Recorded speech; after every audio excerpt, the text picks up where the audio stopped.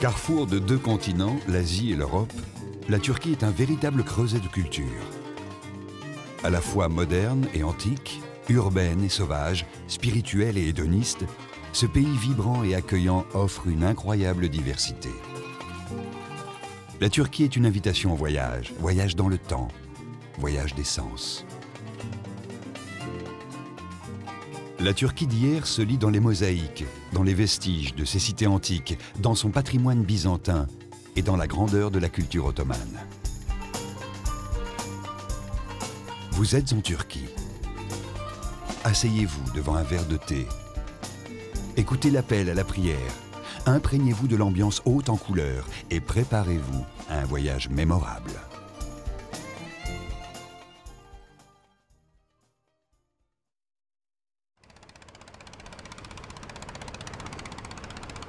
Pour découvrir la Turquie, Istanbul est une bonne entrée en matière. Plus qu'une ville, c'est un voyage à elle seule. D'abord, une situation exceptionnelle le long du Bosphore, entre l'Europe et l'Asie. Depuis le début de son histoire, la ville a joué ce rôle de frontière symbolique entre l'Orient et l'Occident. Cette rencontre des cultures a façonné la ville et contribué à son rayonnement. Byzance, Constantinople, Istanbul, autant de noms mythiques pour nommer la même ville. Istanbul montre aujourd'hui plusieurs visages marqués par une longue histoire.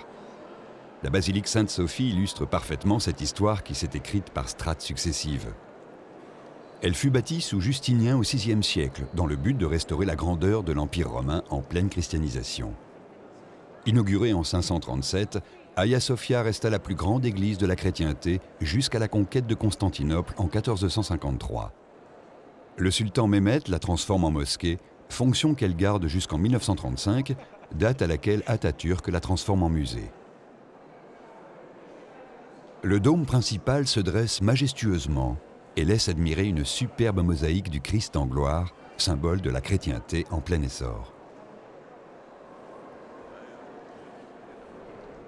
Au XVIIe siècle, le sultan Ahmed Ier voulait ériger une mosquée capable d'égaler, voire de surpasser Hagia Sophia.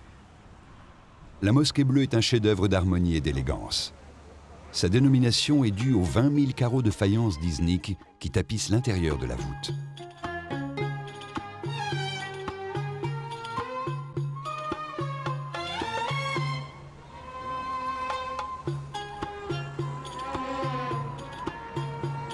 À proximité des grands édifices religieux, le palais de Topkapı a été la résidence des sultans ottomans pendant près de 4 siècles, accompagnés de leur suite. La fontaine d'Ahmet III, une des plus belles de la ville, symbolise l'entrée du palais. Le palais a évolué au cours des siècles, mais son plan général, organisé autour de 4 cours, n'a pas changé. Les Ottomans suivirent la tradition des Byzantins, qui consistait à isoler le monarque du peuple. Le palais possède un étonnant trésor, dont le fameux diamant de la cuillère. Constitué d'une pierre de 86 carats sertie de dizaines de gemmes. Il fut baptisé en référence à la légende selon laquelle il aurait été trouvé dans un dépôt d'ordures et racheté par un camelot en échange de 3 cuillères. Autre objet extravagant, cette dague en or incrustée de 3 grosses émeraudes qui faisait la convoitise de Peter Ustinov dans le film Topkapı. Le palais domine le Bosphore et fait face au quartier de Galatasaray, où vivaient beaucoup d'étrangers, diplomates et commerçants qui traitaient avec l'Empire.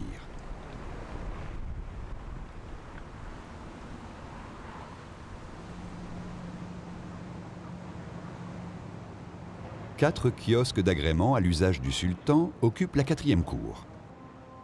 À l'extrémité du jardin des tulipes, 2 d'entre eux sont particulièrement enchanteurs.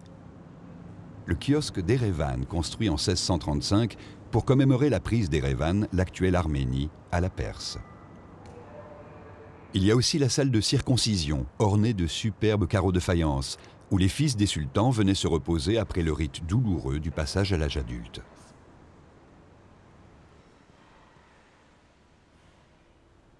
Selon les croyances populaires, le harem était un lieu de débauche du sultan. En réalité, il s'agissait des appartements de la famille impériale et chaque détail de la vie du harem était gouverné par la tradition et les obligations de l'étiquette. Le sultan Mehmed IV aura tout de même 112 enfants.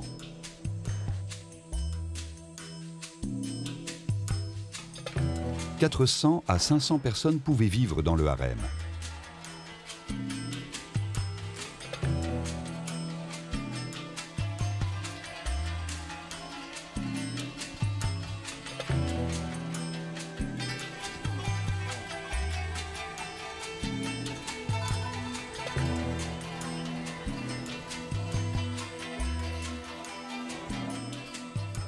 Plus bas, vers les rives du Bosphore, portés par l'odeur des épices et les mouvements de foule, on arrive aux abords du marché égyptien. Encore récemment, les marchands y vendaient des produits comme la cannelle, la poudre à canon, la graisse de lapin, l'aloès, le safran et le lait d'ânesse. La plupart des boutiques se sont reconverties dans la vente de produits plus courants, fromage de brebis, olives, délicieux poissons pêchés dans le Bosphore ou en mer de Marmara, incontournables épices. Tous les produits de la cuisine traditionnelle turque sont ici, dans cette halle de saveurs bruyantes et animées.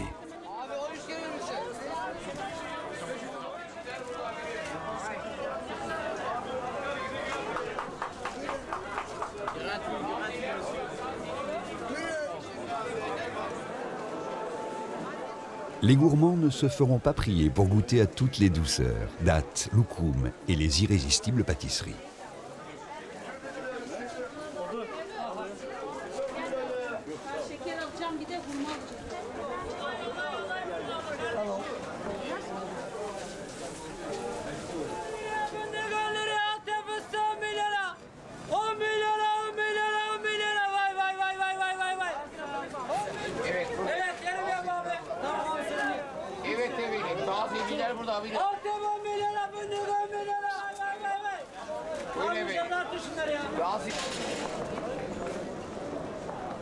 Par le dédale de rues couvertes au-dessus du marché égyptien, on rejoint le Grand Bazar où l'on trouve beaucoup de produits destinés aux touristes.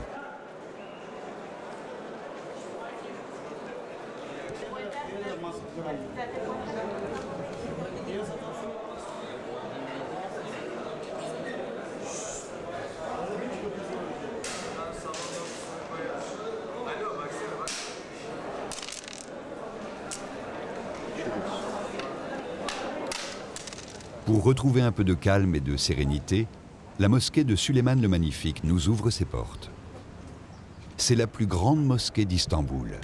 La plus grandiose des mosquées fut élevée entre 1550 et 1557. L'intérieur impressionne par sa grandeur, mais reste plaisant par sa simplicité.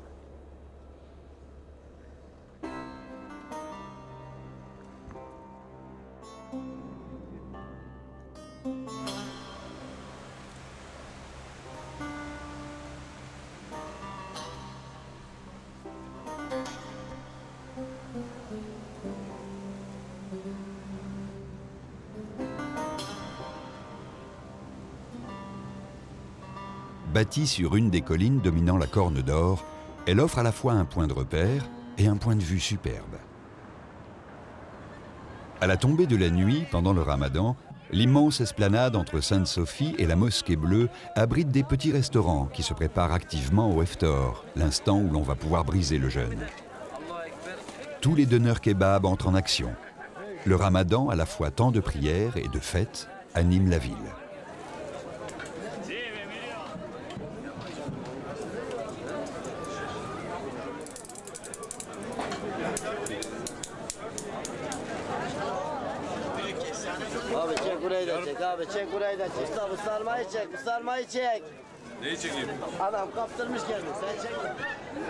Tous les musulmans présents sont dans l'attente, après une longue journée de jeûne, sans boire et sans manger, de l'instant où le muezzin va éclairer les minarets et entamer son chant.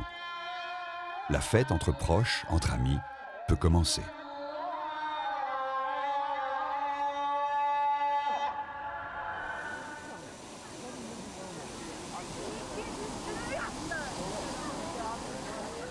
L'atmosphère est chaleureuse. C'est aussi l'occasion de se retrouver et de partager de bons moments.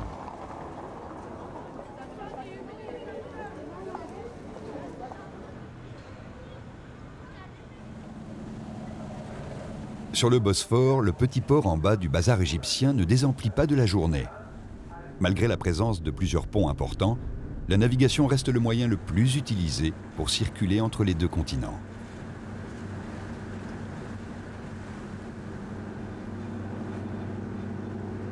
En remontant la rive occidentale du Bosphore, on retrouve les derniers palais construits par les sultans. À la fin du XVIIIe siècle, ils abandonnent la Corne d'Or et Topkapı pour s'installer dans de somptueux palais de marbre où toutes les extravagances étaient permises.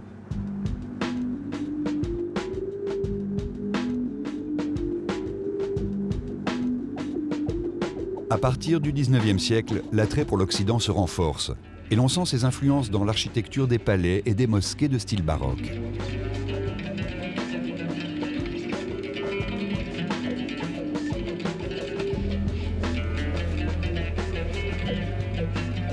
En remontant un peu vers le nord, se dresse la forteresse européenne.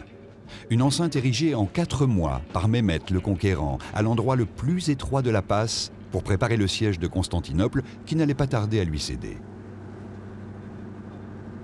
Istanbul est aussi une ville moderne, en de nombreux points semblables aux grandes capitales occidentales, avec ses commerces, ses rues piétonnes envahies de monde. On sent à Istanbul cet attrait pour l'Europe, tout en assumant son riche passé historique et la multiplicité de ses influences. C'est aussi une ville de contraste où, en quelques minutes, on passe d'une cité moderne à des scènes typiques, comme ces pêcheurs alignés sur le pont de Galata.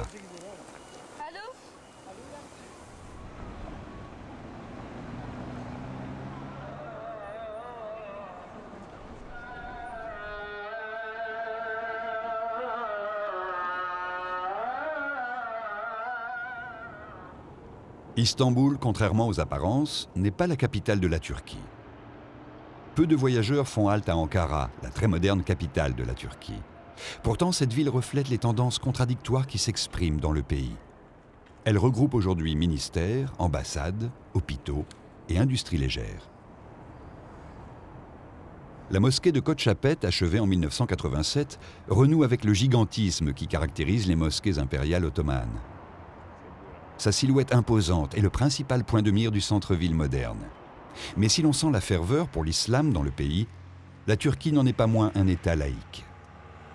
Symbole de cette distinction entre spirituel et temporel, le mausolée d'Atatürk, personnage aujourd'hui encore vénéré pour avoir permis à la Turquie d'entrer dans le monde moderne. En haut de la colline, l'imposante citadelle date dans sa forme actuelle du IXe siècle. L'enceinte intérieure est plus ancienne. Une mosquée du XIIe siècle est la plus ancienne de la ville. Autour, un village turc traditionnel avec ses maisons typiques en bois est en cours de restauration.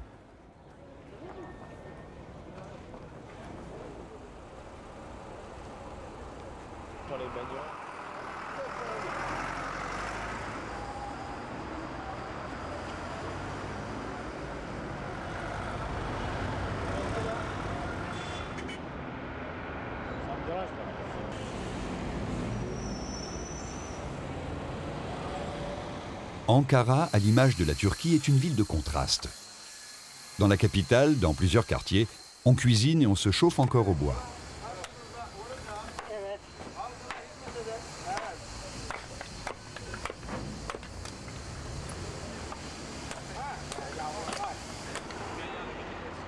Les maisonnettes colorées que l'on aperçoit au pied de la citadelle sont des gecekondu, des maisons construites en une nuit et qui contribuent à une urbanisation sauvage que la ville essaie de maîtriser sans trop de succès pour le moment.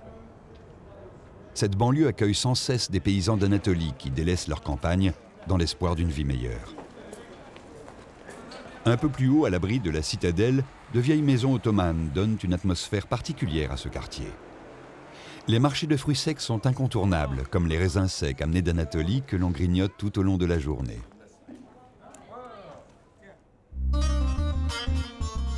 L'Anatolie centrale, le cœur de la Turquie, offre un contraste saisissant avec la côte méditerranéenne. Au milieu des vastes plaines ondulantes, apparemment désolées où l'on ne croise que des troupeaux de moutons, surgissent des villes étonnantes et dynamiques que l'on surnomme les tigres anatoliens.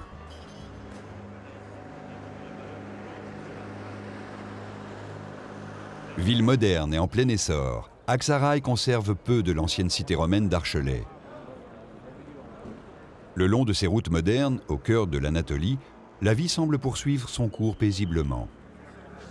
Mais cette région charnière entre l'Europe et l'Asie, berceau de nombreuses civilisations, a vu passer les armées de dizaines d'empires. Les vestiges attestent de l'effervescence commerciale d'antan. Près de la mosquée Kizil s'élève un étrange minaret datant de 1236, que l'on nomme ici la tour de Pise turque pour son aspect penché.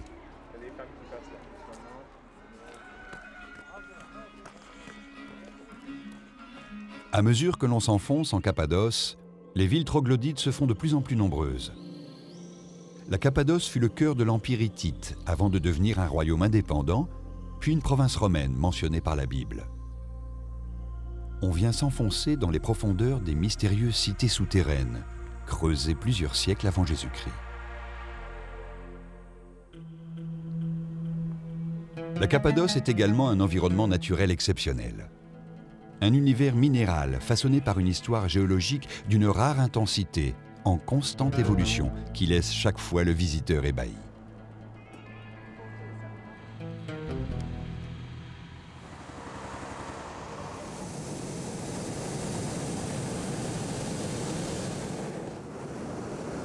La Cappadoce est l'un des meilleurs endroits au monde pour faire un baptême en montgolfière.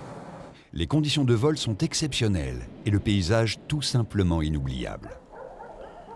Dès l'aube, le ciel se remplit de ballons, incontestablement le moyen le plus adapté pour saisir l'extravagance du paysage, où la nature s'est laissée aller à des fantaisies sans limite. Cap sur Ortaïsar, village de la vallée de Gueremeux, épargné par le tourisme à grande échelle. Ortaïsar a conservé l'atmosphère d'un charmant village rural. L'attraction principale est un piton volcanique, utilisé comme forteresse à l'époque byzantine. Les vallées environnantes laissent découvrir des cheminées de fées à perte de vue.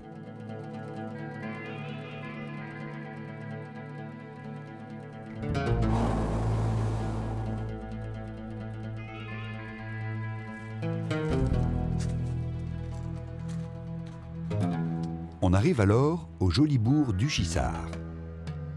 Le château d'Uchissar est un haut piton volcanique perché à 1300 mètres et creusé de galeries et d'ouvertures.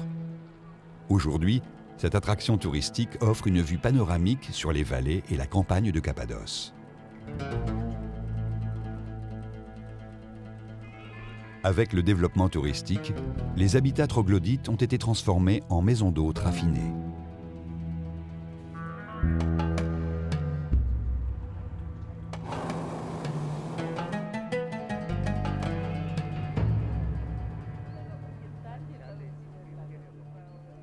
De l'autre côté du pic, la vie s'organise dans des cavités creusées dans le tuf. Chacun a conscience ici de vivre dans un monde fragile, en suspension, voué à disparaître un jour sous l'action continue de l'érosion.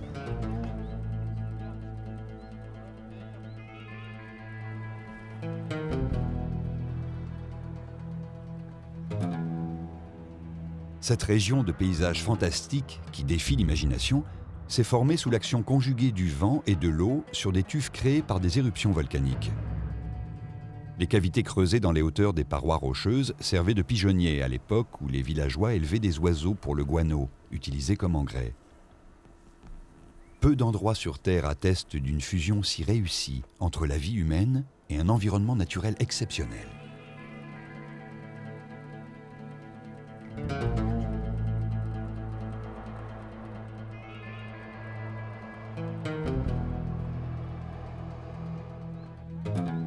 À l'entrée de la Love Valley, on assiste à la dernière phase d'érosion.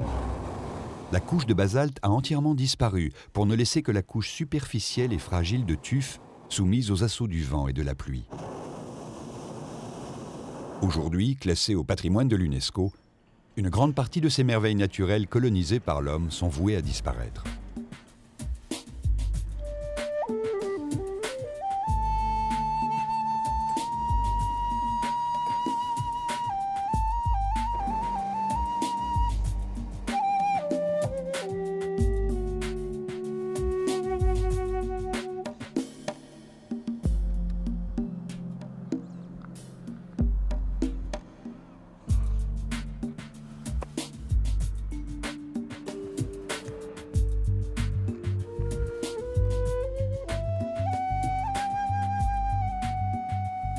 Perdues dans un univers de sable et de poussière, des formations rocheuses apparaissent au loin au fur et à mesure que s'évanouissent les cheminées de fées et les vallées sinueuses.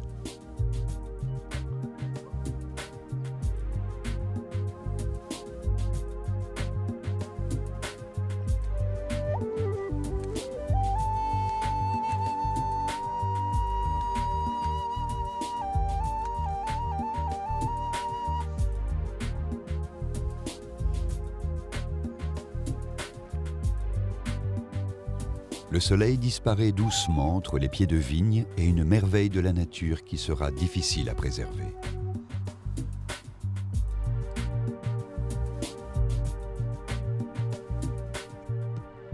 Göremö, construit au milieu du tuf volcanique, constitue une attraction à lui seul. Au centre se dresse le roi Kalesi, haut piton volcanique surmonté d'un temple romain creusé dans la roche.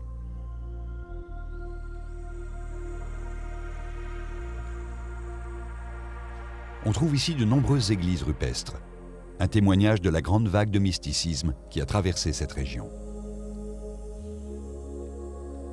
La difficulté aujourd'hui est d'arriver à préserver un patrimoine d'environ 1 millier de sites exposés à un climat continental rude et au flot des touristes parfois indélicats. L'église de Tokali est une des plus belles, peinte vers les années 950, avec des fresques illustrant la vie du Christ qui se déroule comme un livre d'images.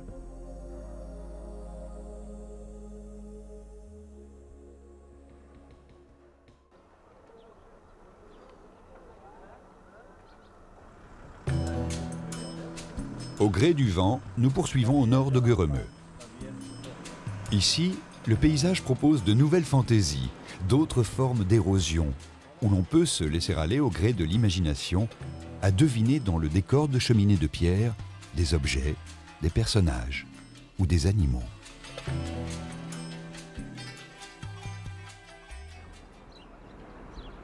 Porté par ce décor enchanteur en suivant le fleuve Rouge, le voyage nous conduit à Avanos, l'ancienne Vanessa. La ville moderne est célèbre pour ses poteries. Les artisans continuent d'utiliser, selon une pratique ancestrale, l'argile rouge du fleuve. Les traces les plus anciennes de cet artisanat remontent à 6000 ans avant Jésus-Christ. C'est-à-dire ce métier de père en fils. J'apprends mon père son père. Alors, je suis 5e génération. Je travaille depuis 44 ans. Même place. Avant l'apparition des matières plastiques, Avanos était le centre de production le plus réputé de Turquie. Galip en est aujourd'hui un fidèle descendant.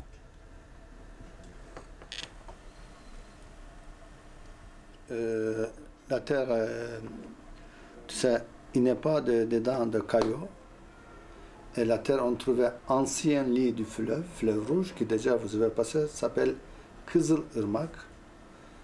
Après, on prend un peu la terre dans la montagne de Cappadoce aussi. Après ça, on a tamisé. Après le tamisé, seulement on va mélanger avec de l'eau. On dit, je crois, la terre glaise.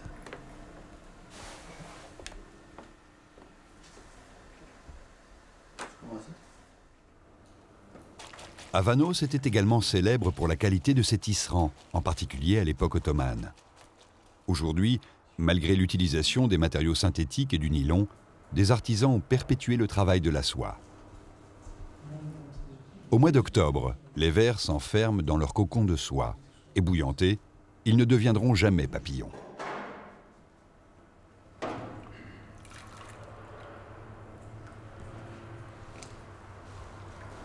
On recueille le précieux fil grâce à une opération minutieuse et complexe. Il faut repérer le début du fil pour ensuite dévider le cocon et récupérer le fil de soie sur des écheveaux.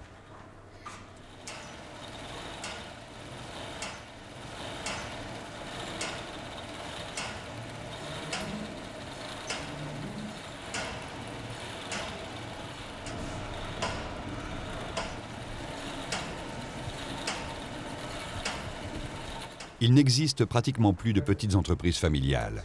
Elles ont disparu au profit d'ateliers modernes. Mais demeure depuis quelques années la volonté de préserver un savoir-faire qui a longtemps contribué à la renommée de la Turquie, notamment dans la fabrication de tapis.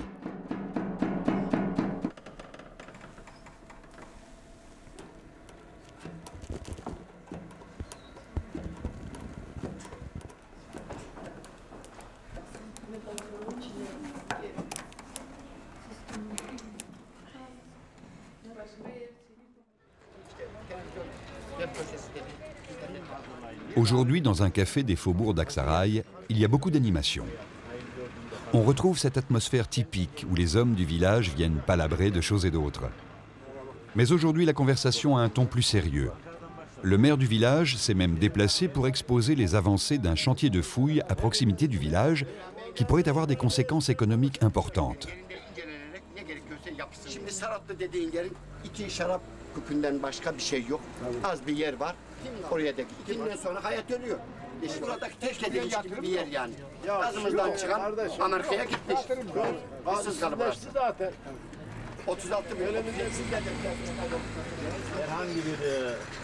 Siyasi amaç falan yok.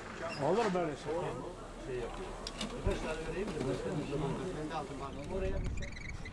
Le tumulus d'Achemhuk se trouve à 13 km d'Aksaray. Il s'agit d'un des plus grands sites hittites d'Anatolie. Les traces les plus anciennes d'habitation remontent à 3000 ans avant notre ère. La ville connut son âge d'or à l'époque des colonies assyriennes dans les années 1800 avant Jésus-Christ. On retrouve les indices d'un niveau de civilisation très élevé. Le professeur Ali Osfan mène des recherches depuis plus de 20 ans. Elle a mis en évidence l'existence d'une société très structurée et la présence d'un code juridique élaboré, organisant les finances publiques. C'est la capitale de l'une des anciennes colonies commerciales de l'Anatolie.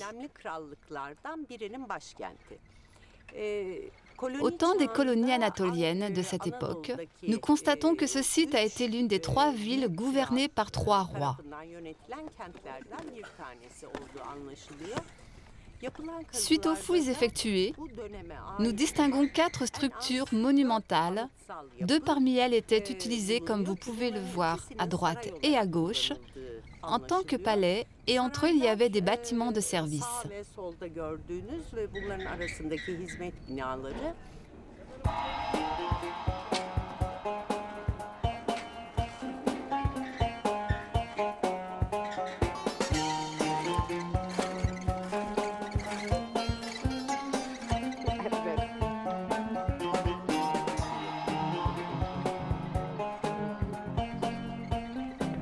Au-dessus du premier niveau de fouille, un autre palais a été mis à jour. Il n'en reste aujourd'hui que les murs. Ils étaient réalisés avec une structure de poutres en bois transversale dont on a retrouvé les restes calcinés. Preuve que le palais a été brûlé dans des circonstances qu'il reste à déterminer, mais il s'agit probablement d'une attaque. Les toutes premières communautés organisées vécurent dans cette région à partir de 6800 avant Jésus-Christ.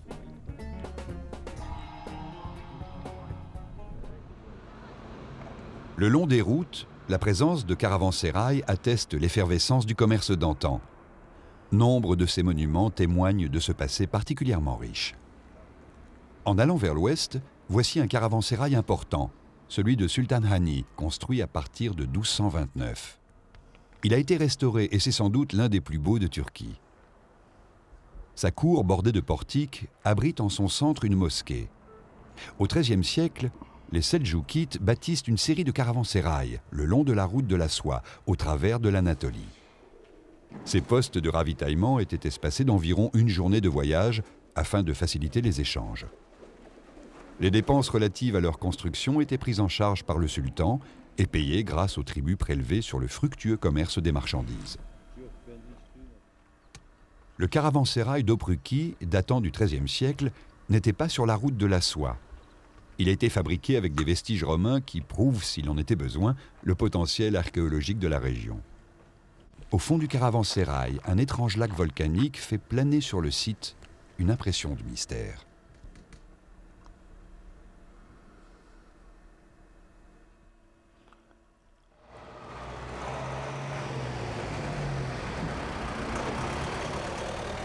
Poursuivant notre voyage au cœur de la steppe anatolienne, nous arrivons à Konya. La ville est un musée d'architecture seldjoukide à ciel ouvert. On peut se contenter d'en admirer les façades extérieures, mais il serait dommage de ne pas profiter des splendeurs qu'elle abrite.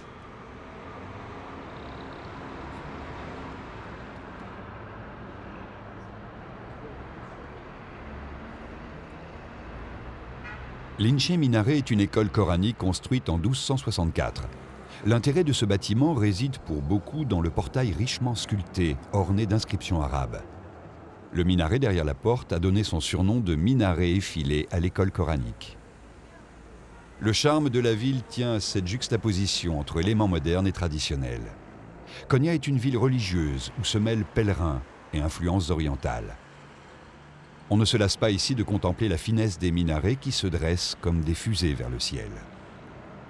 Le sultanat seldjoukide de Roum a donné naissance à l'un des plus grands philosophes mystiques, Jalaluddin Rumi, qui se fit connaître de ses fidèles sous le nom de Mevlana, notre maître. Il fonda ce couvent de derviches.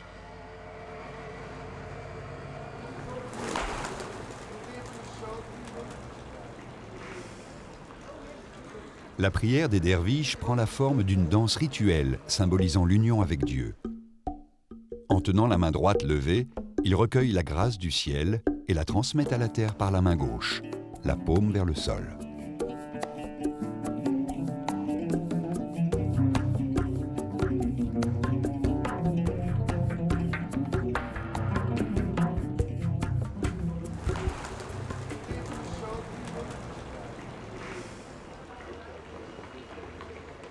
On peut venir se recueillir sur le tombeau de Mevlana et celui de son fils. Tous deux sont surmontés d'immenses turbans, symboles d'autorité spirituelle. À proximité, on trouve les tombeaux de derviches.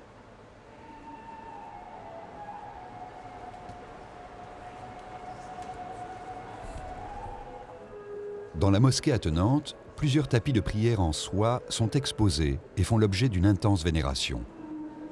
De nombreux musulmans viennent ici en pèlerinage.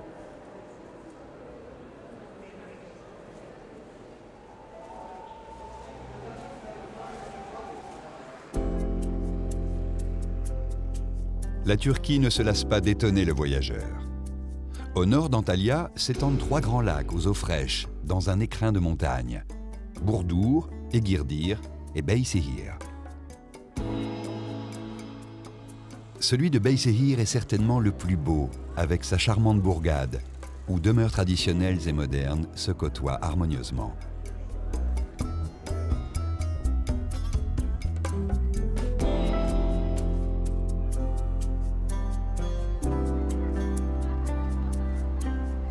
La ville occupait jadis une place stratégique sur la route caravanière qui reliait Konya à la Méditerranée.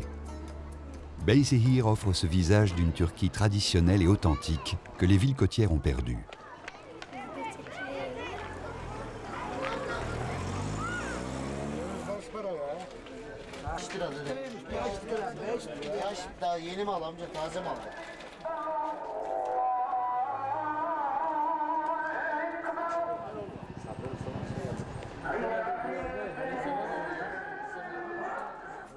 La ville abrite l'une des plus admirables mosquées médiévales d'Anatolie centrale. L'architecture est remarquable, avec ses 39 piliers de bois et son mihrab décoré de faïence bleue. Si l'islam est la religion dominante en Turquie, la coexistence des différentes religions est ici exemplaire. Chaque communauté a en effet réussi à vivre ensemble. Un esprit de tolérance indispensable dans un emplacement à la convergence de plusieurs mondes.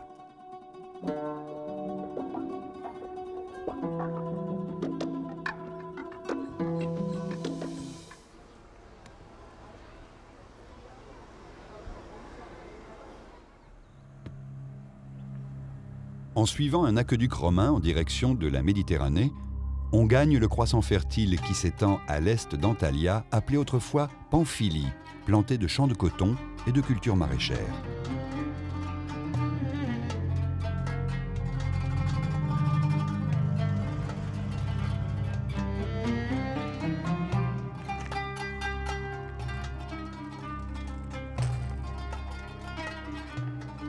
L'Anatolie compte de beaux théâtres grecs et romains, mais le plus beau de tous est celui d'Aspendos.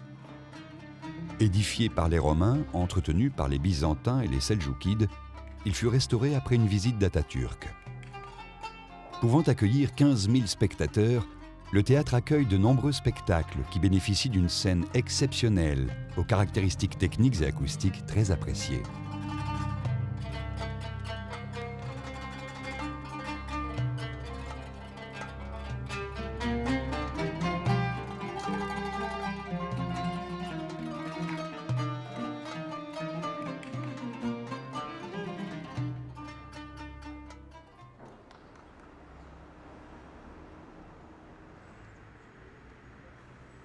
Située au-dessus d'un golfe dominé par les monts du Taurus, au bord d'un plateau avec des falaises qui plongent dans la mer, Antalya est une cité florissante. Raffinée et décontractée, elle possède les avantages d'une grande ville, tout en ayant su préserver son quartier ancien. Ces remparts destinés jadis à repousser les attaques servent aujourd'hui à maintenir les voitures à l'écart de ces ruelles étroites pour profiter du charme d'une ville ottomane.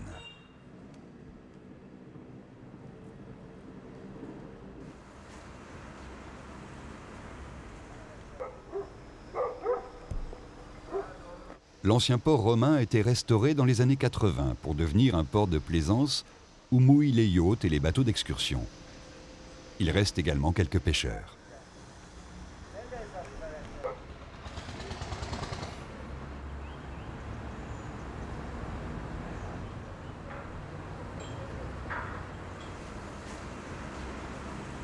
D'ici, on peut aller faire une balade sur les îles du golfe d'Antalya ou rejoindre une autre ville de la côte, Phalésis, Olympos ou Calais, et profiter tout simplement des splendeurs de ces rives de la Méditerranée orientale. Nous sommes ici au cœur de la Mare Nostrum, un incroyable creuset de civilisation dont les multiples influences font encore toute la richesse.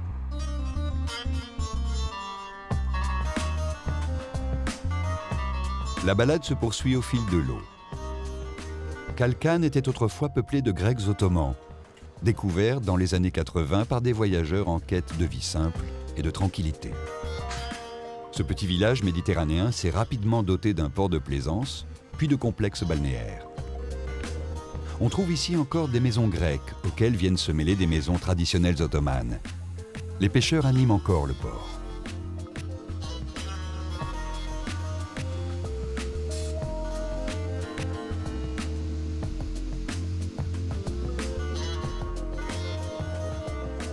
Les amateurs de plage devraient être comblés avec quelques lieux mythiques, comme Oludeniz.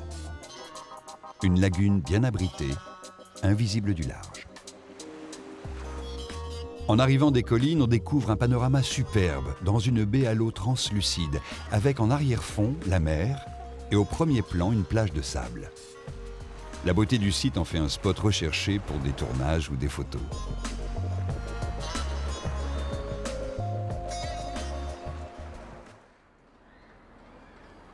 En poursuivant le long de la côte méditerranéenne, nichée au sud d'une large baie, on découvre Fethiye, une ville très ancienne qui s'appelait Tel Messos et appartenait à la fédération lycienne avant de tomber sous la domination perse au VIe siècle avant Jésus-Christ, puis athénienne et enfin romaine au IIe siècle.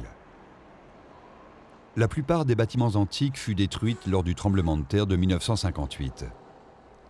Il reste cependant de curieux sarcophages érigés vers 450.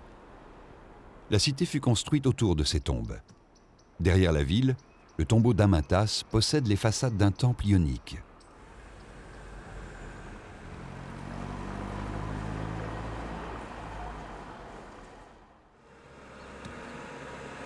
Bodrum nous ramène dans une vision plus contemporaine de la Turquie, au cœur de cette ville balnéaire considérée comme le Saint-Tropez turc.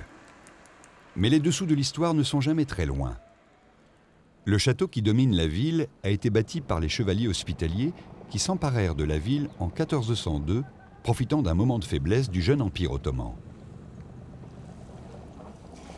Dans le port se côtoient les bateaux de pêche et les plaisanciers de la jet-set turque. On trouve ici quelques pêcheurs d'éponges qui arrivent à vivre correctement de leur activité. Bodrum possède tous les attraits d'une station balnéaire, mais risque de déplaire en pleine saison à ceux venus chercher un peu de tranquillité. Au printemps et en automne, la ville retrouve son charme discret.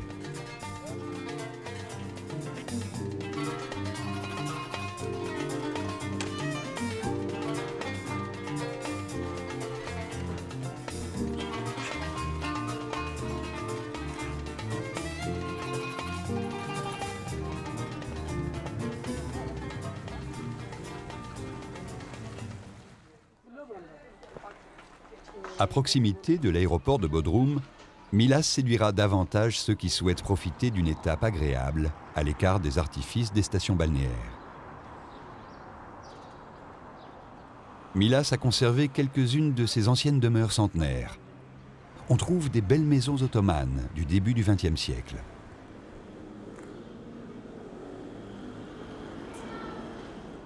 Le vieux village, perché sur une colline, est tout à fait caractéristique de la vie populaire.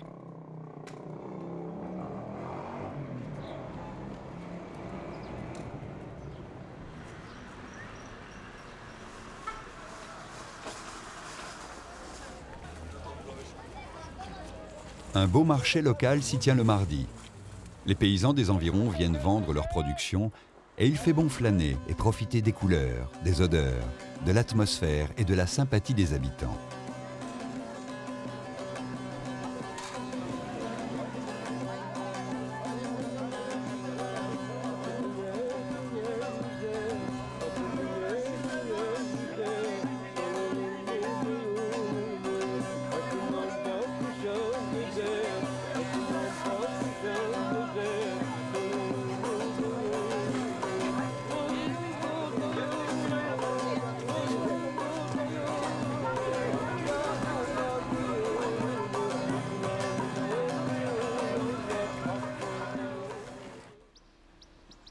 Les passionnés d'histoire pourront facilement explorer les nombreux sites archéologiques. Aphrodisias donne un aperçu de la grandeur et de l'étendue de ces cités classiques aujourd'hui disparues. Naturellement, le nom de la cité vient de celui de la déesse grecque de la fertilité, de la sexualité et du plaisir. Du temple d'Aphrodite, il ne reste plus que des portiques magnifiques, perdus en pleine nature. Un sentier conduit au stade, remarquablement préservé. La plupart des 30 000 sièges sont encore en état et laissent imaginer l'atmosphère qui régnait lors des jeux, courses de chars ou combats de gladiateurs.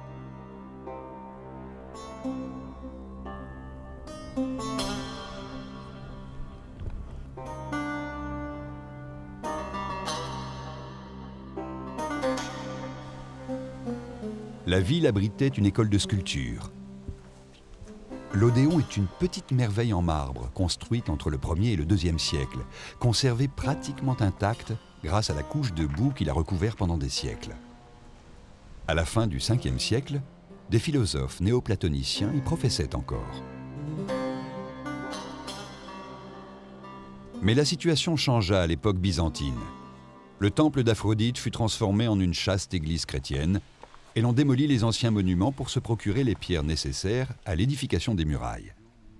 Après avoir perdu sa gloire d'antan, la cité subit les assauts de Tamerlan en 1402. Elle ne se releva jamais. Par la suite, le village turc de Geyre surgit sur son site.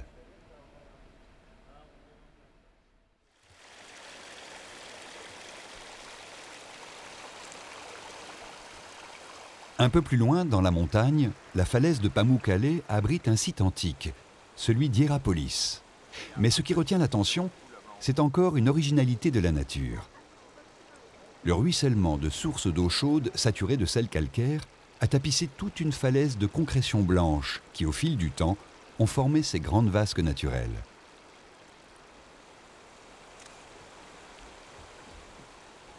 Les Romains ont très vite compris les vertus thérapeutiques de cette source thermale. À la fin du IIe siècle avant Jésus-Christ, Hierapolis devient un centre de villégiature très prisé où affluent de nombreux malades du monde antique.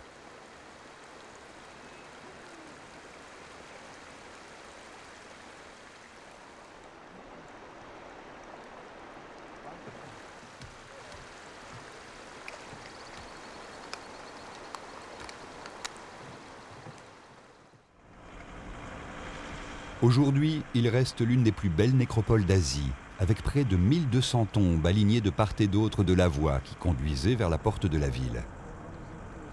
Elle s'étale sur près de 2 km, avec au centre les anciennes thermes. À l'arrivée de l'automne, les grandes plaines autour de Denizli, en descendant d'Hierapolis, fleurissent de délicates boules blanches de coton. Une culture difficile dont la cueillette n'est pas une partie de plaisir. Il faut évoluer dans des plantations de bosquets aux branches sèches et dures. Les propriétaires font appel en général à des saisonniers qui viennent de l'est du pays et qui campent dans les environs le temps de la récolte. En effet, après un premier passage, on attend que les fleurs suivantes soient à leur tour en fleurs pour refaire une cueillette.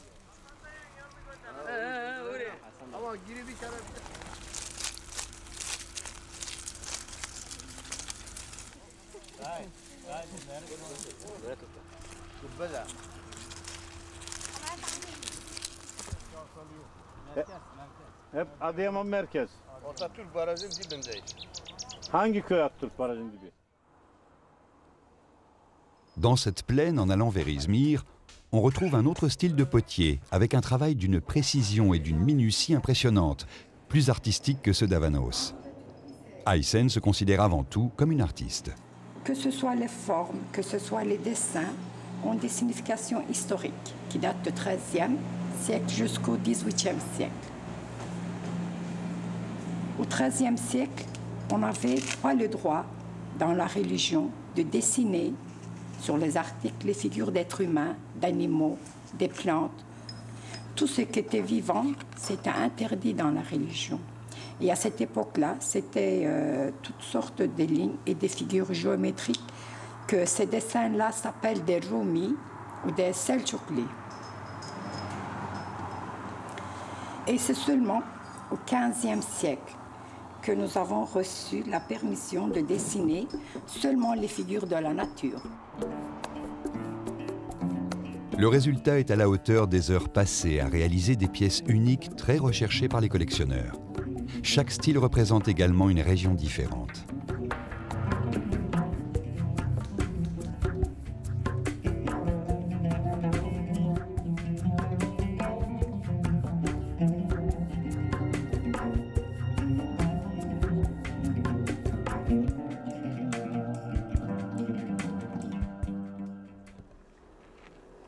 En revenant vers la mer Égée, Éphèse est un site gréco-romain extraordinaire. Avec cette avenue qui conduisait au port, Éphèse a été un centre économique de tout premier ordre. Mais les premières traces de civilisation remontent au 3e millénaire avant Jésus-Christ. Elle a été aussi un foyer intellectuel, avec la présence d'Héraclite, qui dirigeait l'école de philosophie ionienne.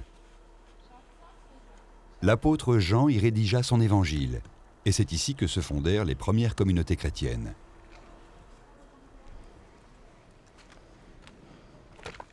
La bibliothèque de Celsus est un prestigieux exemple de l'art impérial en Asie.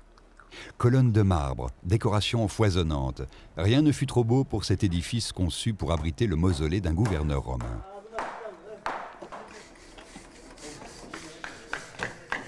Les archéologues sont toujours à l'œuvre.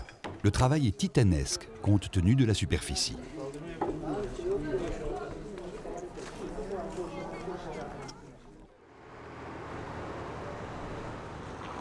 En remontant vers le nord, Izmir est la grande ville de la mer Égée. Son passé ressurgit lorsqu'on évoque Smyrne, ville cosmopolite, grande ville portuaire qui connut son heure de gloire sous Alexandre le Grand.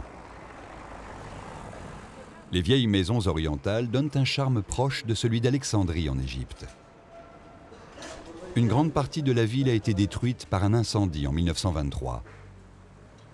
Dans le quartier d'Al-Sanchak, plusieurs ruelles ont été épargnées par les flammes. Des alignements de belles maisons levantines, qui pour certaines ont fait l'objet de réhabilitations soignées, abritent pour nombre d'entre elles cafés et restaurants à la mode.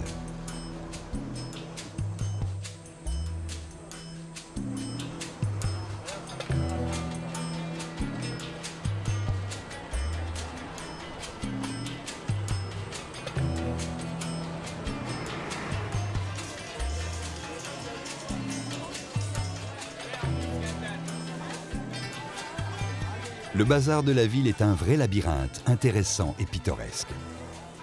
Il permet de goûter encore une fois au charme de ce pays, qui cherche une voie originale entre la modernité contemporaine et les limbes de son histoire complexe, riche et passionnante.